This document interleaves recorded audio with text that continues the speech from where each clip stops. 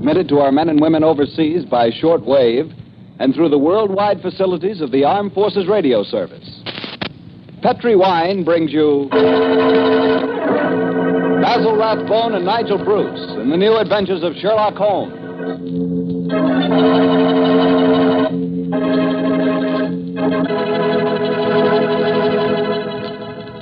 The Petri family, the family that took time to bring you good wine, invites you to listen to Dr. Watson tell us another exciting adventure he shared with his old friend, that master detective, Sherlock Holmes.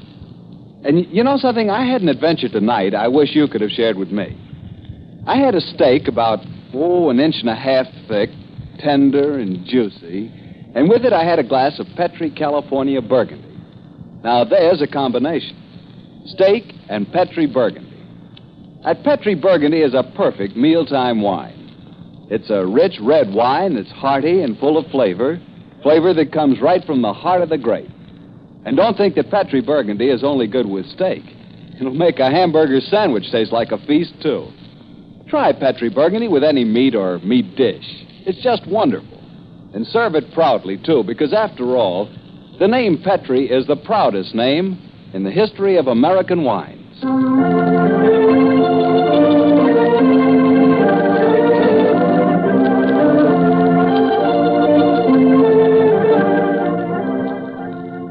And now I know Dr. Watson's waiting for us, so let's go in and join him. Come in. Good evening, Dr. Watson. Good evening, Mr. Bartell.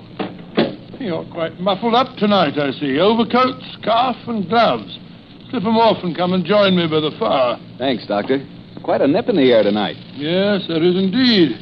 Well, Doctor, you told us last week that tonight's story centered around the activities of a brilliant and beautiful woman. Yes, my boy. Her name was Irene Adler, but I never knew Holmes to refer to her by any other name than the woman. She sounds mighty intriguing.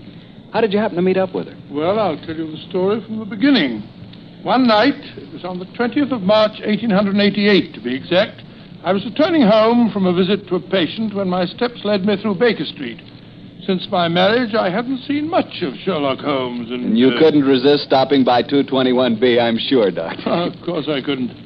As I stood outside the well-remembered door, I looked up at the lighted windows and saw the tall, spare figure of my old friend pass twice in dark silhouette against the blind. He was pacing the room swiftly, eagerly, with his head sunk on his chest and his hands clasped behind him.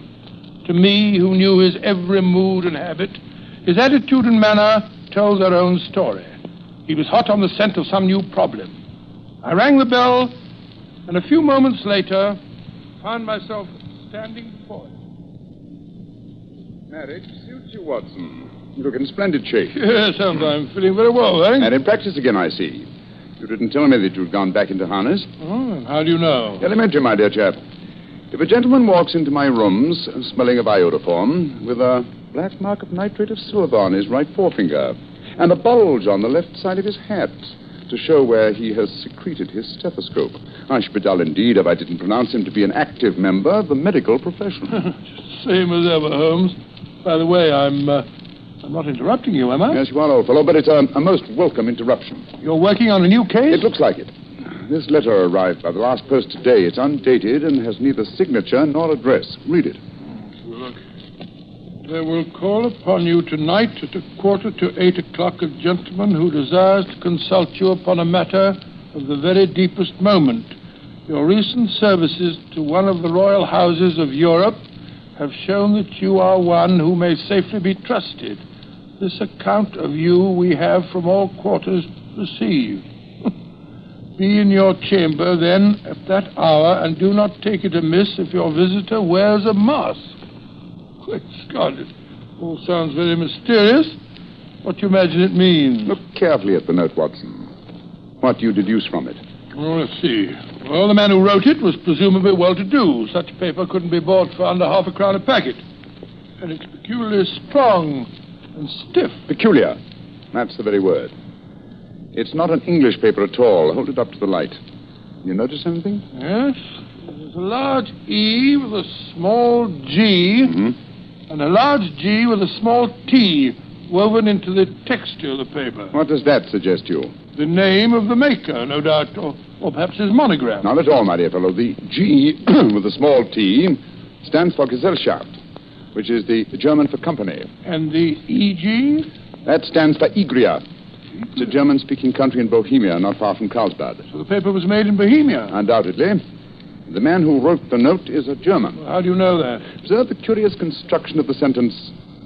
This account of you we have from all quarters received. A Frenchman or a Russian could not have written that. It's the German who is so discourteous to his verbs. Oh, there's your client now. I'd better go home. No, unless you have to. Well, I could stay. I thought perhaps... Oh, then, my dear chap, stay by all means. I'm lost without my Boswell, and this promises to be interesting.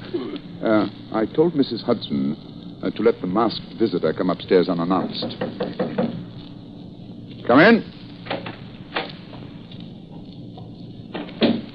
Good evening, sir. You received my note? Yes, indeed. Come in, won't you? Sit down. This is my friend and colleague, Dr. Watson. You may say anything before him that you can say to me. Whom have I the honor to address? You may address me as Count von Kram. How do you do, sir? You must excuse this mask that I wear. The august person who employs me wishes his agent to be unknown to you. And I may confess at once that the title by which I have just called myself is not exactly my own. I was well aware of that fact, sir. You see, Mr. Holmes, the matter I'm about to discuss implicates the great house of Ormstein, hereditary kings of Bohemia. That had not escaped me either, sir. In fact, if you will state your case, I shall be better able to advise you. Your Majesty. How did you... Yes. Yes, I am the king. Why should I attempt to conceal it? Why, indeed. I shall remove the mask. There. Mr. Holmes, I have traveled incognito from Prague for the express purpose of consulting you. Then pray consult. Briefly, the facts are these. Some 5 years ago, during a visit to Warsaw, I meet the acquaintance of the well-known adventuress, Irene Adler. Irene Adler? We know of her, Your Majesty. Now look her up in the index for me, will you, Watson? It's right beside you on the desk there. I imagine that the name would not be unfamiliar to you. Here we are. Abrahams, Acton Green, Hatchet Murders. Adler. Splendid. Hand me the file, old chap. Thank you. Irene Adler. Born in New Jersey in the United States of America in 1858. Contralto. Prima donna, Imperial Opera of Warsaw. Oh. Retired from the operatic stage. Living in London. Quite so. And here's a recent notation. Your Majesty, as I understand, became entangled with this young person, wrote her some compromising letters, and is now desirous of getting those letters back. Precisely so, but how... Was there a secret marriage? None. No legal papers or certificates? No. Then I fail to follow, Your Majesty. If this young lady should produce her letters for blackmailing purposes, how is she to prove their authenticity? There's the handwriting. That could be a forgery, Your Majesty. But it was private notepaper. Stolen. My own seal. Imitated. My photograph. Bought. What? We were both in the photograph. Oh, dear me. Yes, that's very bad. Your Majesty has indeed committed an indiscretion. Did you inscribe this photograph, Your Majesty? Yes, Dr. Watson, I am afraid I did. Good gracious me. Mr. Holmes, it must be recovered. Perhaps if you were to pay enough, the photograph might be bought. She refuses to sell. Stolen, then. 5 attempts have been made. Twice, burglars in my pay ransacked our house. Once, we diverted her luggage when she traveled. Twice, she has been waylaid. There has been no result. Oh, yes, quite a pretty little problem. It is a deadly serious one to me. Your Majesty, what does Miss Adler intend to do with the photograph? To ruin me. Now, how, sir? Well, I am about to be married to the second daughter of the King of Scandinavia. She is the soul of delicacy. A shadow of a doubt as to my conduct would bring the matter to an end. And Irene Adler threatens to send the photograph to your fiancée, I suppose. Yes, and she will do it. Rather than let me marry another woman, there are no lengths to which she would not go. None. Are you sure that she hasn't already sent it, Your Majesty? I am sure. And why? She said she would send it on the day my betrothal is publicly announced. That day will be next Monday. Splendid. Then we still have 3 days. Your Majesty will, of course, stay in London for the present? Yes, certainly. You will find me at the Langham Hotel, registered as Count von Kram. Just 2 questions before you leave. What are they? Is the photograph large or small? Quite large. And it was in a heavy frame. I see. And what is Irene Adler's London address, please? Briony Lodge, Serpentine Avenue, St. John's Wood. Thank you, Your Majesty. Good night, and I trust that we shall soon have some good news for you. I am placing all my hopes in you, Mr. Holmes. Good night. Good night, Dr. Watson. Good night, Your Majesty. Fascinating problem, Holmes. I wish I could help you with it. You can, my dear chap. I shall be glad of your company. That's our first move, Holmes. A good night's rest. We'll meet here at 10 o'clock tomorrow morning. And then? Then, my dear fellow, we will see what we can find out about Miss Irene Adler, late of the Warsaw Imperial Opera Company, and at present residing at Briony Lodge, Serpentine Avenue, St. John's Wood.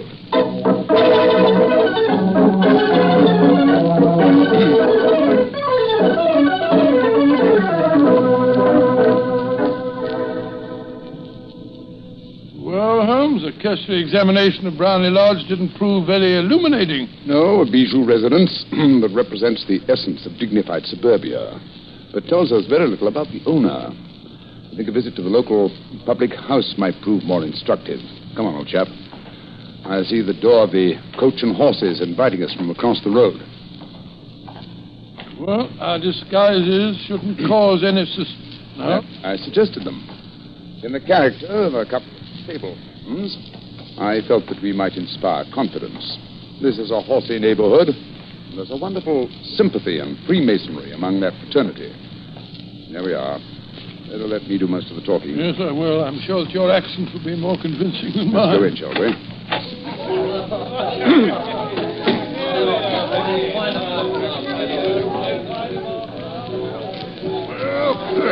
What'll it be, mateys? Half a bowl of malt, please. How about you, Charlie? I'll have the same. 2 half of old and mild.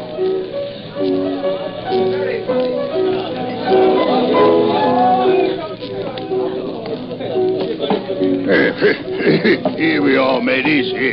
That'll be a tenner. Have a drink with us, Governor? Oh, don't mind if I do. I'll have a Guinness. You blokes new around here? Oh, yes. We just come over from Clapham. Clapham, eh? Well, here's looking at you. You hunting for jobs? Yes, that's right. Well, we was told that Miss Adler, across at Briony Lodge, needed a new coachman and groom. Well, it's the first I've heard of it, but it might be true. Have you been over there to ask? No, not yet. We thought we'd find out something about the old girl first. She ain't no old girl, matey. She's the prettiest young thing you ever saw under a bonnet, and that's a fact. You know her, Governor? Yeah, of course I know her. Used to drive her carriage, I did, before I come to work here. Oh, what's she like? Well, nice little lady as you'll find, chum. Work yard? No. She lives quiet like. Goes out singing at concerts once in a while. Rest of the time, it's money for jam. She goes out for a drive in the park every day at 5 and comes back to dinner at 6:30. Rest of the time's your own. Oh, she ain't married, you say? No. But she's got a bloke what comes to see her all the time. He's a barrister. Nice gentleman. Mr. Geoffrey Norton is his name. Good-looking fella. Wouldn't be surprised to see him get sliced. Sounds like a nice cushy job to me. Come on, Charlie. Let's get over to the house and see what's what. Much obliged to you, chum. Well, good luck, matey. Good night. And thanks for the Guinness.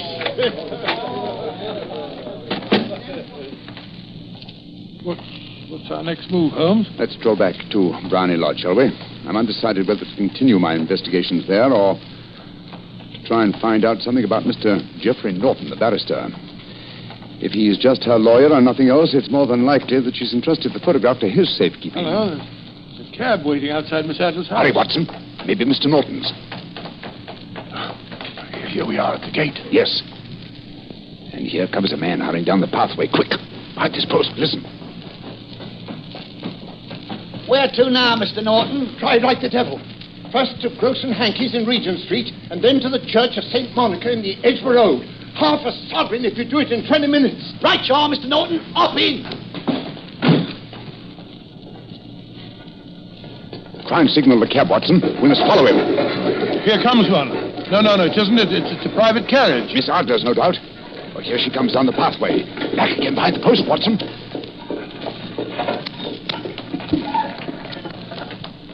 Where to, Miss Adler? The Church of St. Monica, John, and half a sovereign if you reach it in 20 minutes. James, foot! Quick! We must get a cab and follow them. Here comes a hansom. Cabby! Hi, cabby! Have you blokes got enough money to take a cab? Here's half a sovereign for you, my man. Right you are. Where to, Governor? The Church of St. Monica on the Edgware Road, and another half sovereign for you if you get us there in 20 minutes.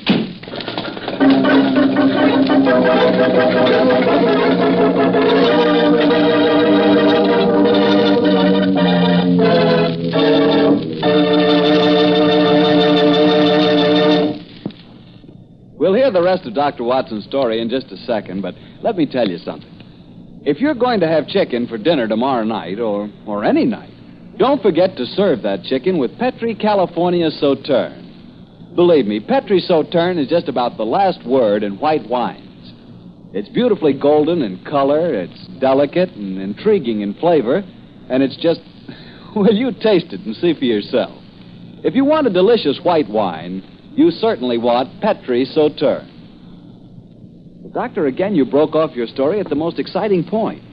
Did you and Sherlock Holmes reach that church inside the 20 minutes? Yes, Mr. Bartell, we did, but the other carriages were there before us. Holmes went into the church after telling me to guard the outside. I must have waited for 10 minutes or more before Mr. Geoffrey Norton and Miss Adler came out. Spoke a few words to each other, and then left in their separate conveyances. A moment later, Holmes, still dressed as a stable hand, came striding out of the church and down the steps towards me. He was obviously very excited. Watson, have they left? Yes, in separate cabs. I overheard him say that he was going back to his office, and she said, I shall drive out in the park at 5 o'clock as usual. Splendid. Then come on. We can return to Baker Street. What happened inside the church, Holmes? They were married. Married? Of course. The ceremony would have been illegal if performed afternoon. That accounted for their wild dash to the church. Jump into the cab, old fellow. Where to now, Governor? 221B Baker Street. Oh, so they got married, eh? Yes, and it may amuse you to know that I acted as witness at the ceremony. You did, but how did that happen? Their own witness had failed to appear, and I was dragged into the breach. The bride gave me this sovereign as a memento. I think I'll wear it on my watch chain in memory of the occasion. What an amazing situation. Things begin to look better for the king, don't they? Now that she's Mrs. Norton, the chances are that she won't want to expose His Majesty after all. I hope so, Watson, I hope so. But we can't afford to take any chances. I think the time is ripe for us to come to closer grips with the lady.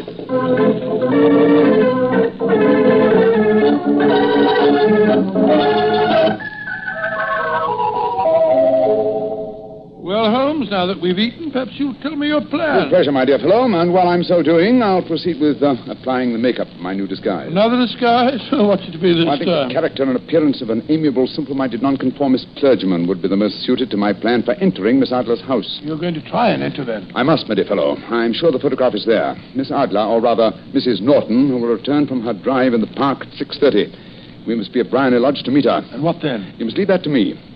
I've already made my arrangements. There is only one point on which I must insist. You must not interfere, come what may, you understand? I'm to remain neutral. Yes. There will be some small unpleasantness. Don't join in. It will end in my being conveyed into the house. As soon as I'm able to, I shall open one of the windows. You're to watch from the outside. When I raise my hand, you will throw an object that I shall give you through the window and at the same time cry, fire. You follow me? Entirely, but what am I to throw? Oh, it's nothing very formidable. Here it is. Looks like a great big cigar. Just What is an it? ordinary plumber's smoke rocket. Fitted with a cap at either end to make it self-lighting. Your task is confined to throwing it through the window. When you raise the cry of fire, it will be taken up by quite a number of people. You may then walk to the end of the street, and I'll rejoin you in 10 minutes. I hope I've made myself clear. Perfectly. Good. And now, old fellow, as soon as I've donned my clerical attire, let's be on our way. There's no time to be lost.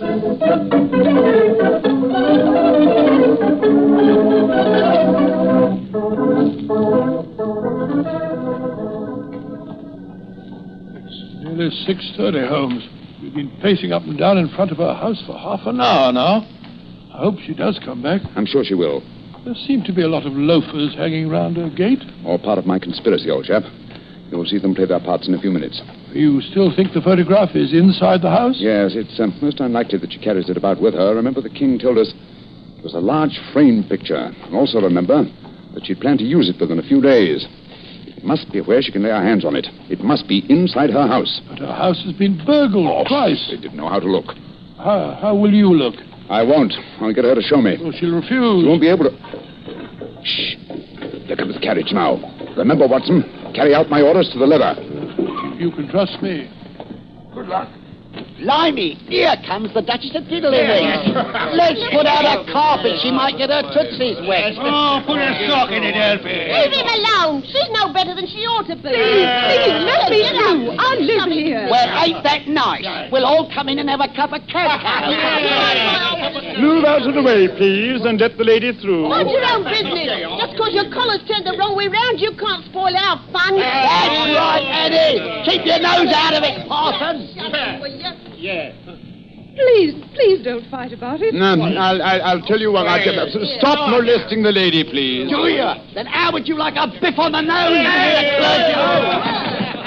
Oh, he hit the poor man, and then he ran away, the coward.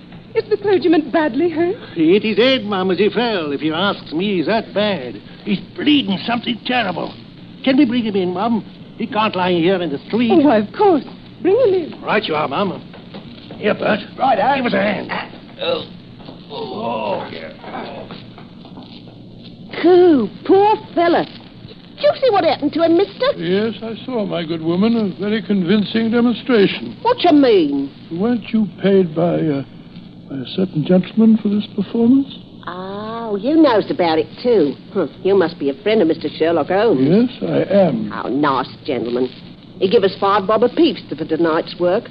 We ain't through yet, though. We got to start yelling fire when somebody tells us. I'm that somebody, my dear lady. There's Mr. Holmes now. He's inside the house. Yes, he's opening a window. Now he's raising his hand. That's my signal. Now to throw the rocket. There we are. Fire!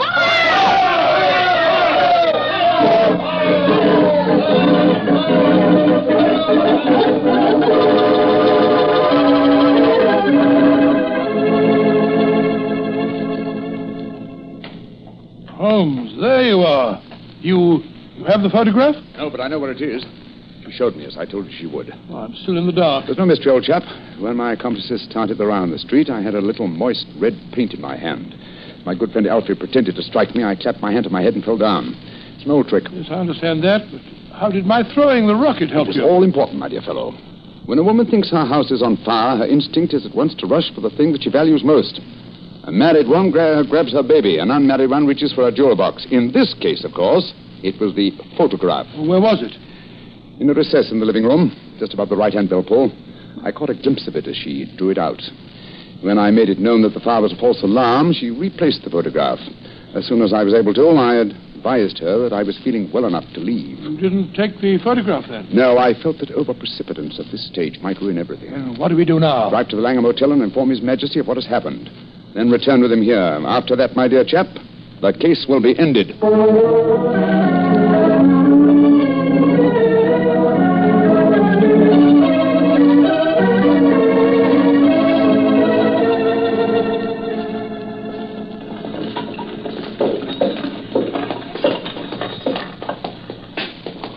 This is Barney Lodge, Your Majesty. I'm all impatience.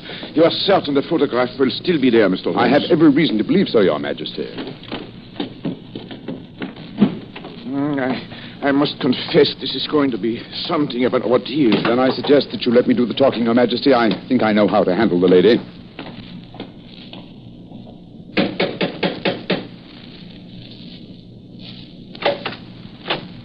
Mr. Sherlock Holmes, I believe. Yes, I am Mr. Holmes, but how did you know? My mistress told me you would be likely to call. She has left for the continent with her husband. You mean she's left England? Never to return. Then the papers and the photograph. All is lost. We'll soon see. Follow me. He said you'd be looking for something. I hope you'll find it. This was the bell rope. There's a sliding panel behind it. Here it is. Is the photograph there, Mr. Holmes? There is a photograph, Your Majesty, but it's A photograph of the lady alone. Here's a letter, and it's addressed to me. What does it say, Holmes? My dear Mr. Sherlock Holmes, you really did it very well. Until after the fire alarm, I had no suspicion. But then when I realized how I had betrayed myself, I began to think. I'd been warned that if the king employed an agent, he would certainly employ you. May I congratulate you on your disguise as a dear old clergyman? Great Scott, he was much more clever than you thought, Holmes. Yeah, go on. What else does it say? And my husband and I both thought that the best recourse was flight. So you will find the nest empty. As to the photograph of the king and myself, His Majesty may rest in peace. Oh, thank goodness for that. I love and am loved by a better man than he. I leave another photograph, however, that he might care to possess. And I remain, dear Mr. Sherlock Holmes, very truly yours, Irene Norton, née Adler. What a woman, Watson. What a woman. What a magnificent woman. She fooled me completely. But, I'm sorry, Your Majesty. I've been unable to bring your business to a more successful conclusion. On the contrary, my dear sir, nothing could be more successful. I know that Irene's word is inviolate. The incriminating photograph is now as safe as if it were in the fire. Well, I'm glad to hear Your Majesty say so. I'm immensely indebted to you. Pray tell me in what way I can reward you. This beryl ring that I wear, I should be proud. Your Majesty has something that I should value even more highly. You have but to name it. This photograph, sir. Irene's photograph? But certainly. However, you must let me give you something more substantial. No, Your Majesty. This is something I shall treasure all my life. This and a golden sovereign I received from the lady's hand. They will remind me that I was once tricked by a woman. A woman that I shall never forget.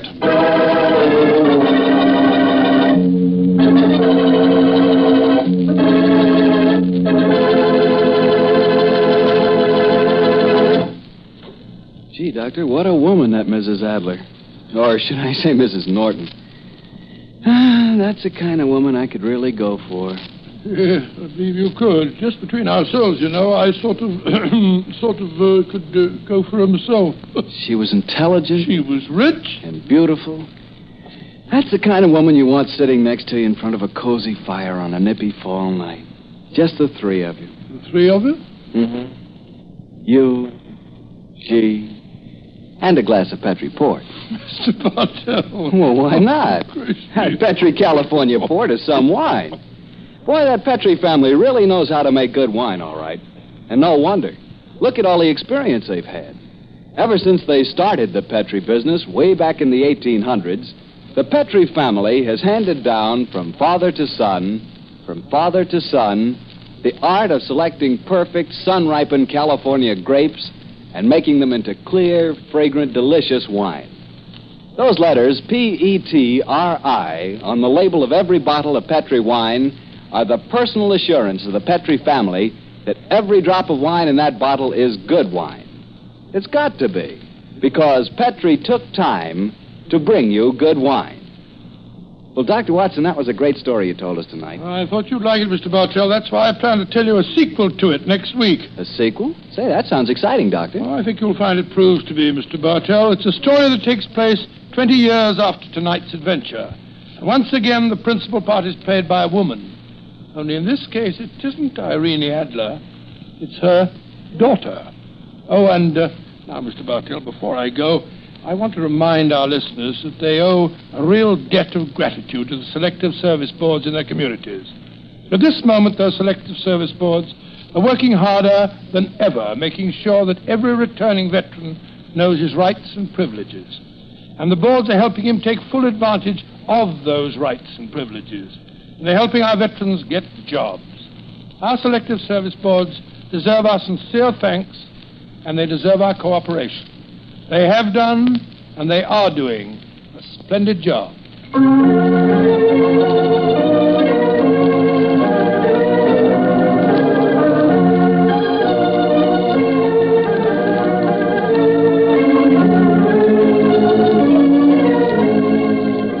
Tonight's Sherlock Holmes adventure was written by Dennis Green and Anthony Boucher and is an adaptation of the Sir Arthur Conan Doyle story, A Scandal in Bohemia.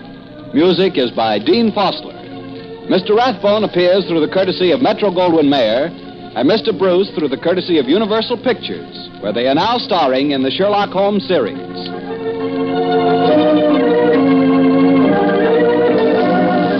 The Petri Wine Company of San Francisco, California, invites you to tune in again next week, same time, same station. Sherlock Holmes comes to you from our Hollywood studios.